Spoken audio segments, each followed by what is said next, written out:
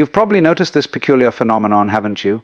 You go to a gathering, a party, some social event, and you watch the people around you. They're animated, energized, feeding off the crowd like they're plugging into some great cosmic battery. They get louder as the evening goes on, more expansive, more alive. And then there's you standing in the corner perhaps, or making your way through the motions.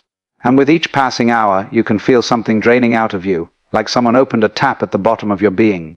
And your life force is slowly trickling away. And you wonder, what's wrong with me? Why am I not like them? Why does this thing that seems to enliven everyone else leave me feeling utterly depleted, exhausted, sometimes even a bit desperate to escape? Well, let me tell you something. There's nothing wrong with you. Nothing at all. What you're experiencing is not a deficiency or a flaw in your design. You're simply wired differently. And the world in its infinite wisdom created both kinds of beings for very good reasons. You see, we've been sold this idea that the extroverted way of being is the right way, the healthy way, the normal way, that if you're not energized by crowds, if you don't seek out constant stimulation and interaction, then something must be broken in you. But this is nonsense. Complete and utter nonsense. It's like saying that because some flowers bloom in full sunlight, the ones that prefer shade are somehow defective. The universe expresses itself in infinite variety. Some creatures are nocturnal, some dull, some hunt in packs, others alone. And among humans, some of us are built to process the world internally, in depth, in silence and solitude. We're not lesser versions of extroverts. We're different instruments in the orchestra playing different notes, and both are necessary for the symphony. Now, what's actually happening at these gatherings that leaves you so drained? Let me explain it to you. Because once you understand the mechanism, you'll stop pathizing yourself and start honoring your own nature. When you walk into a room full of people, your nervous system begins doing something quite extraordinary. It's reading the room, not just consciously, but at levels far below conscious awareness. You're picking up on tones of voice, facial micro-expressions, body language, the subtle emotional currents flowing between people. You're processing an enormous amount of data, far more than you realize. The extrovert in the room is doing something different. They're broadcasting, they're putting out energy, and they're getting energy back from the responses they receive. It's an exchange you see. And for them, it's energizing because they're built for this kind of external processing. Their nervous system is designed to engage with the outer world in this direct, immediate way. But you're taking it all in.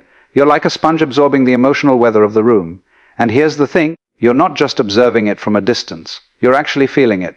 When someone in the room is anxious, you feel that anxiety in your own body. When there's tension between two people across the room, you sense it like a disturbance in the field. You're not just at the party, you're processing the party at a much deeper level. And this takes energy, tremendous energy. It's like the difference between watching a river from the shore and swimming in it. The extrovert is on the shore, watching, commenting, enjoying the view. You're in the water, feeling every current, every change in temperature, every bit of turbulence. Of course you're going to be tired afterward. You've been working even though it doesn't look like work to the outside world. There's another aspect to this that's crucial to understand. Most social gatherings operate on a certain level of pretense.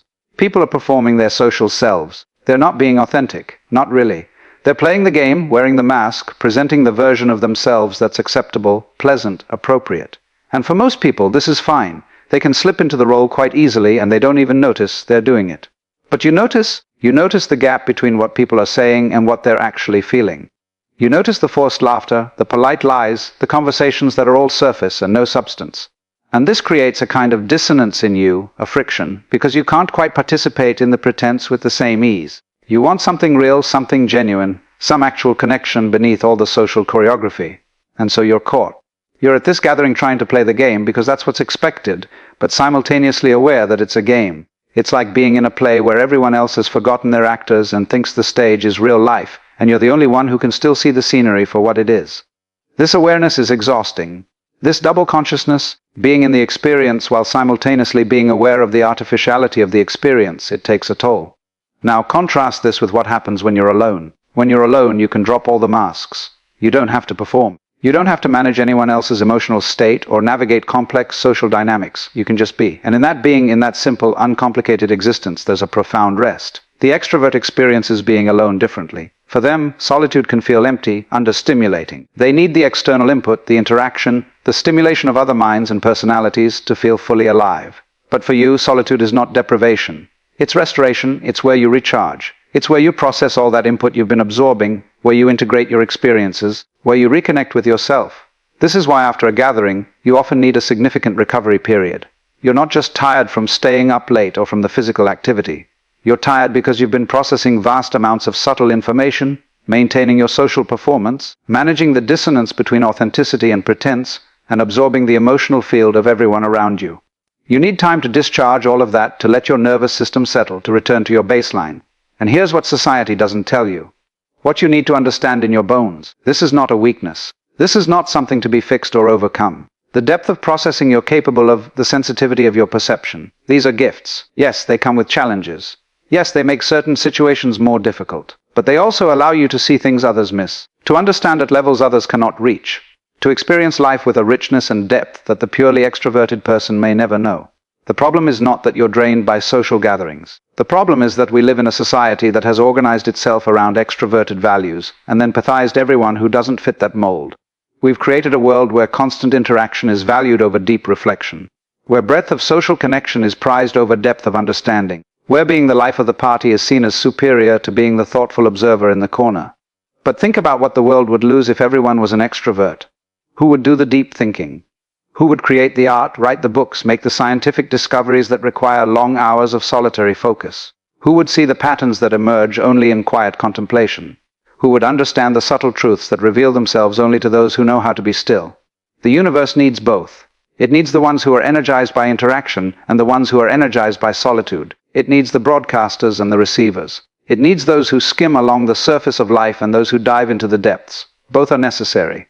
Both are valuable. Both are exactly as they should be. So when you find yourself at a gathering feeling that familiar drain beginning, you can make a choice. You can honor your nature instead of fighting it. You can leave early without guilt. You can find the one or two people there who are capable of real conversation and spend your time with them rather than trying to work the whole room. You can take breaks, step outside, give yourself moments of quiet in the midst of the noise. And you can stop measuring yourself against the extroverts in the room. Stop thinking that their way of being is the right way and yours is the wrong way. They're playing their instrument. You're playing yours. Neither is better. They're just different notes in the same cosmic song. What you're experiencing at these gatherings is not pathology. It's sensitivity, it's depth. It's a particular way of processing reality that has its own wisdom, its own gifts, its own place in the grand scheme of things. The drain you feel is simply the cost of being built for depth in a world that often operates on the surface. But here's the beautiful thing. Once you truly accept this about yourself, once you stop trying to be something you're not, once you honor your need for solitude and limited social interaction, you'll find that the social interactions you do have become more meaningful because you're no longer scattering your energy trying to be like everyone else. You're being yourself, and that authenticity attracts the kind of connections that actually nourish rather than drain you. You'll find your people, the other deep processors, the other ones who prefer one profound conversation to 10 superficial ones. The other ones who know that silence between two people can be more intimate than any words. And with these people, gathering won't feel like such a drain because there's less pretense, less performance, more genuine meeting. So the next time you're at a gathering and you feel that drain beginning, remember this. You're not broken. You're not antisocial. You're not defective. You're a different kind of instrument built for a different kind of music. And the world needs your music just as much as it needs the loud, bright songs of the extroverts. Honor your nature, protect your energy, and trust that being exactly who you are is not just okay, it's necessary.